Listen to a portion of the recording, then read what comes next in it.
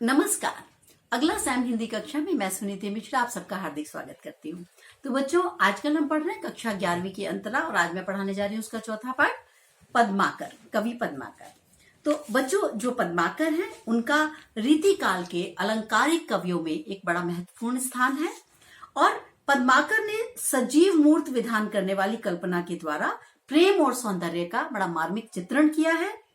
इनके ऋतु वर्णन में इस जीवंतता के और एक चित्रात्मकता, मतलब लगता है एक स्केच बना जा रहा है हमारे सामने कि कैसे वसंत आई, कैसे होली का दृश्य जैसे इन्होंने खींचा है। तीसरे में यह है कि वर्षा ऋतु का दृश्य खींचा है। तो जब वो दृश्य खींच रहे हैं तो ऐसा प्रतीत होता है, इसे कहते हैं चित्रात्मकता। तो ऐसा लगता है कि हमारे सामने चित्र के रूप में उभर कर वो सामने दिखाई दे रहा है। और इनकी भाषा, पद्माकर की भाषा बड़ी सरस है, सुव्यवस्थित है, प्रभावपूर्ण है और गुणों का पूरा निर्वाह उनके छंदों में हुआ है। तो पहला पद में जो कवि है इसने प्रकृति का वर्णन किया, यानी प्रकृति का संबंध आप जानते हो सब ऋतुओं से है और यहाँ पर वसंत ऋतु का वर्णन किया गया है क्योंकि वसंत तो हमारा ऋतुराज है। और इसमें क्या बताया कि प्रकृति, पक्षी, मनुष्य सब वसंत के आने पर कैसे उनके जीवन में परिवर्तन आ जाता है, किस तरह से इस रीति द्वारा राग रंग एक साथ तन मन सब सराबोर हो जाते हैं, उनका मनोहारी चित्रण इसमें किया गया है। तो वसंत के आगमन पर प्रकृति और लोगों के मन में कैसा अद्भुत परिवर्तन आया। अच्छा, इसमें ना एक और ही भांति, हर चीज में बोलेगा और ही भांति, और ही भांति, और ही भांति से आप कैसे अपने दोस्त को कह देनी है कि अरे भाई आज तो क्या बात है, आज तो कुछ और ही लग रहे हो। तो कुछ और ही लग रहे हो मतलब कि कुछ स्पेशल, कुछ खास जुड़ गया है, कुछ विशेष जुड़ गया है। तो इस पूरे उसमें और ही भांति शब्द ने आप देखेंगे कुछ खास बात पैदा की है। तो बहुत सुंदर है ये पद, पढ़ते हैं। और ही भांति कुंजन में गुंजरत भीड़ भोर, और ही डोर झोरन पे बोरन के वह गए। कह रहा और ही भांति मतलब आज जो है वसंत ऋतु के आगमन की वजह से बाग बगीचों में भौरों की भीड़ बढ़ गई है। ठीक है, गुंजरत भीड़ भौर, भौर मतलब भौरों की, भीड़ मतलब भीड़। तो भंवरों की भीड़ बढ़ गई है और क्योंकि वहां तरह तरह के फूल खिल गए हैं और पेड़ों की डाली पर ये ना कि बौरन के है गए, यानी पेड़ों की डाली पर भी बौर आ गया। बौर मतलब कलियां जो खिलने से पहले, तो कह रहे बौर आ गया है और यानी फल जो है आने का, फल निकलने का, फल आने का समय भी निकट ही है। और वसंत ऋतु की जो मादकता है उसका जो अंतर है वो किस पे पड़ा, जो नवयुवक है, नवयुवक नवयुवतियों पे, वो क्या पड़ा वो देखते हैं।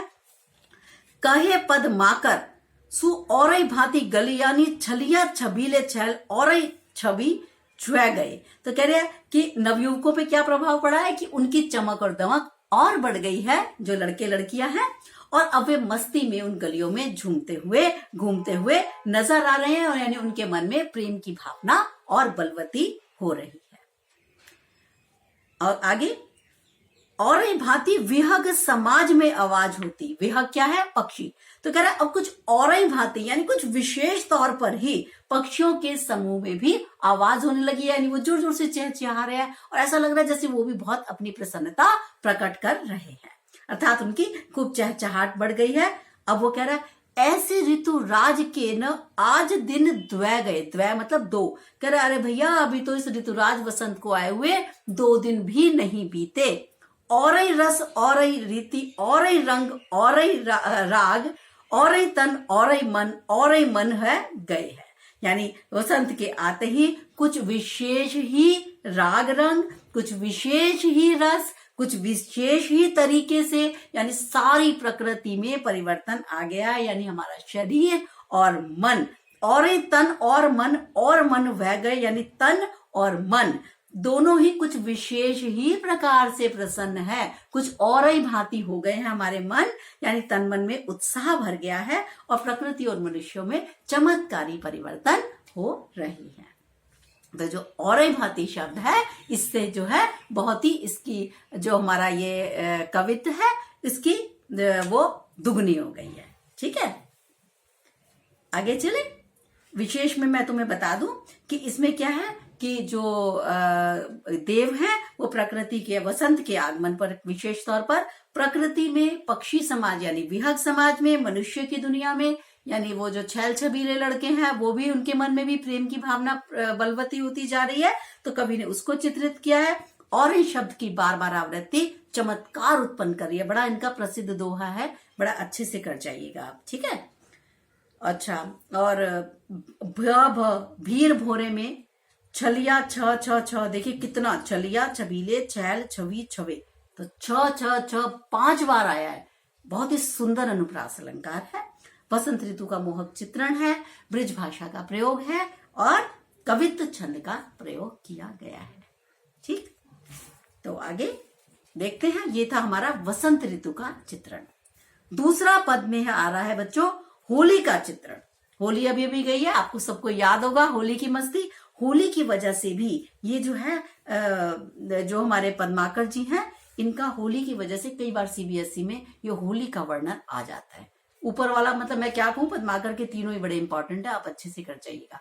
बट होली वाले का चांस इसलिए रहता है क्योंकि मार्च में एग्जाम्स होते थे और होली एक जो है बच्चों को भी दिमाग में हावी होते थे, एग्जामिनर को भी ऐसा लगता है, तो बीच वाला पद भी बड़ा महत्वपूर्ण है, आप कर जाइएगा।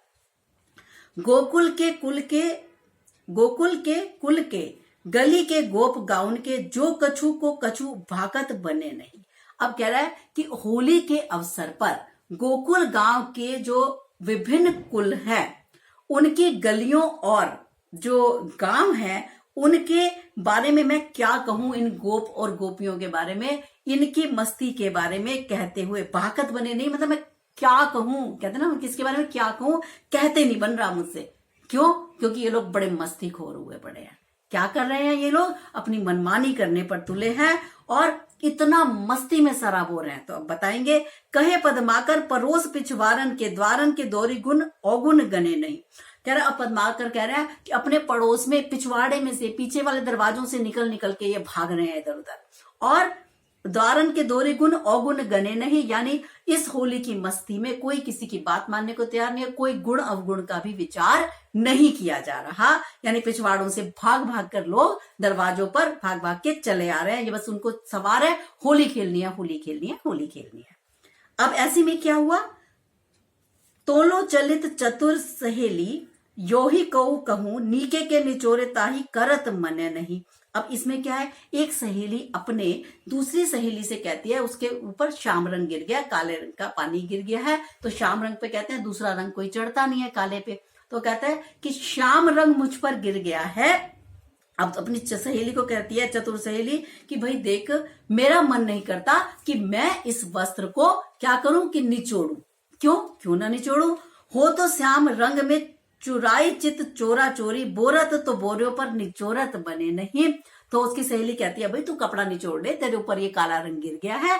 तो वो कहती है कि मेरा मन नहीं चाहता कि मैं इस कपड़े को निचोड़ूं, क्योंकि मैं तो पूरी तरीके से श्याम रंग में डूब गई हूं, और यानी प्रेम के रंग ने मेरे हृदय को पूरी तरह सराबोर कर दिया है। अब ये कह रही है, बोरियों तो बोरियों पर निचोरत बने नहीं। कह रहे, भले ही मैं भीगी रहूं, लेकिन मैं इस कपड़े को निचोड़ना नहीं चाहती। क्यों नहीं चाहती? कि यदि मैंने निचोड़ा तो वो पानी निकल जाएगा, लेकिन मैं तो उस श्याम रंग में डूबकर अपने आप को बहुत ही भाग्यशाली समझती हूँ कि मेरे ऊपर श्याम ने रंग लगा दिया।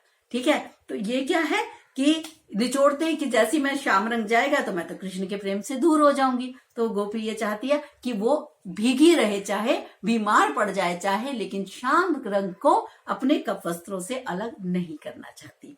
तो वो कह रही है कि इसको निचोड़ते ही मैं कृष्ण के प्रेम से अलग हो जाऊं, यानी निचोड़त बने नहीं, यानी मेरे से निचोड़ते हुए इसको नहीं बन पा रहा, यानी मैं इसे नहीं निचोड़ूंगी। ठीक है, तो गीले ही वो प्रसन्न है। होली के 2 दृश्यों का बच्चों बड़ा प्रभावी चित्रण इसमें किया गया है। क्या है कि चित्रात्मक शैली का प्रयोग किया गया है। श्याम रंग में एक तो श्याम मतलब कृष्ण भगवान, एक काला रंग, उसको भी हम श्याम रंग कहते हैं। तो इसमें श्लेष अलंकार है, यानी एक का रंग है काला रंग और एक है कृष्ण भगवान का प्रेम। तो श्लेष क्या होता है? चिपक के 2 अर्थ जहां आ रखे हो, तो श्याम रंग के 2 अर्थ हैं।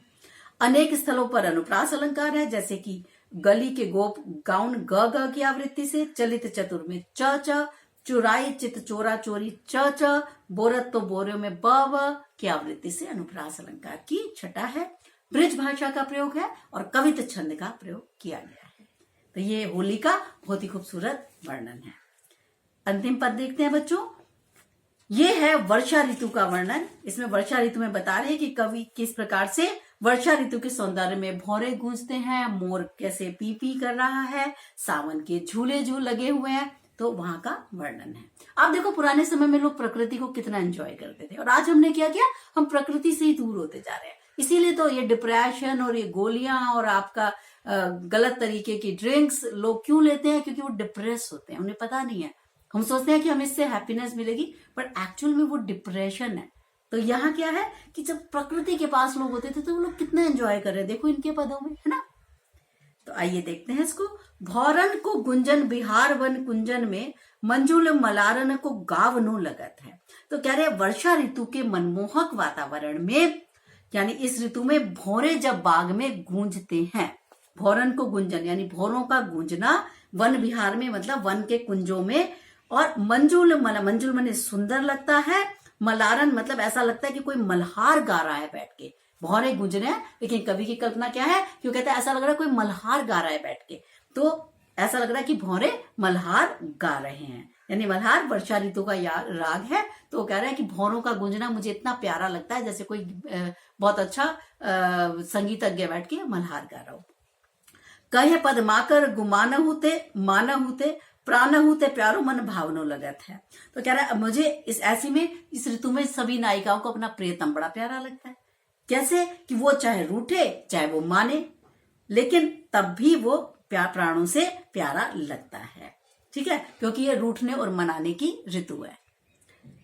प्राण होते प्यारो मन भावनो लगता है, मन को भाने वाला, प्राण से प्यारा प्रियतम, मुझे वो रूठे या माने इस ऋतु में बड़ा अच्छा लगता है।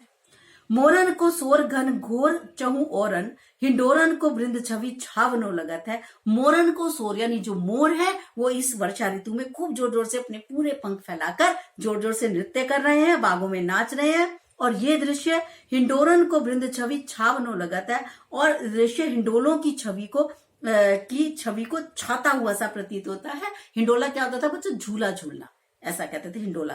तो हिंडोला ऐसा प्रतीत हो रहा है कि मानो हिंडोले सारे में झूला झूल रहे हैं लोग, और हिंडोलों की छवि जैसा मोर का नृत्य प्रतीत हो रहा है। ने सर सावन में मेह बर सावन में, कह रहा है सावन में झूली वो सुहावनो लगत है, यानी वर्षा ऋतु में मेह बरसता है और नेह मने प्रेम, कह रहा प्रेम भी बरस रहा है, और ऐसा लग रहा है बारिश की बूंदे नहीं बरस रही, मानो आकाश में से प्रेम की वर्षा हो रही हो। और यही कारण है कि सावन में झूली वो सुहावनो लगत है, और वर्षा ऋतु में सावन मास में झूला झूलना भी बहुत ही सुहावना लगता है। यानी ऐसा लग रहा है कि मेघ की वर्षा नहीं हो रही है, मानो प्रेम की वर्षा हो रही है, और हम प्रेम के हिंडोले में सब लोग बैठकर झूला झूल रहे हो। तो बहुत ही खूबसूरती से इन्होंने सावन की वर्षा की ऋतु का वर्णन पद्माकर जी ने किया है।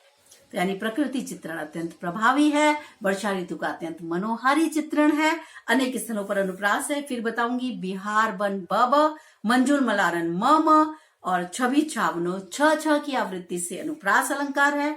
ब्रिज भाषा का प्रयोग किया गया है, माधुर्य गुण का समावेश हुआ है, और यहाँ पर कवित्व छंद का प्रयोग यहाँ किया गया है। तो ये जो है भाषा आप देख रहे हैं कितनी सरस सुव्यवस्थित प्रभावपूर्ण है, यानी पूरा भाषा पे अधिकार है। कहीं भी ऐसे नहीं लग रहा जैसे सप्रयास अनुप्रास अलंकार को न्योता दिया गया हो, बल्कि ऐसा लग रहा है कि अपने आप ही अनुप्रास इनके काव्य में आता चला जा रहा है। तो ये जो है कवि ने जो वर्णन किया है सावन की वर्षा ऋतु का, ये बहुत सुंदर है। और सबसे अच्छी बात मुझे लग रही है वर्षा नहीं हो रही, प्रेम की वर्षा हो रही है ना। तो ये सब बातें बहुत सुंदर लग रही हैं, ठीक। तो ये आप इसको अच्छे से करके जाइएगा, और कुछ छोटे प्रश्न भी कर जाइएगा इसमें। जैसे इसमें बताया गया है कि होली में लोग गुड़ पर ध्यान क्यों नहीं देते, क्योंकि होली में मस्ती चढ़ी होती है। तो आपको ऐसे छोटे छोटे प्रश्नों का उत्तर भी आना चाहिए, ठीक है। भोरों की गुंजार कवि को किस प्रकार की लग रही है, भोरों की गुंजार कवि को सावन के मल्हार गायन जैसी लग रही है। तो ये सब आपको अच्छे से करके जाने हैं, छोटे प्रश्न भी कर जाइएगा। तो अब हम आपको मिलेंगे अगले पाठ के साथ, तब तक के लिए मुझे आज्ञा दीजिए, नमस्कार।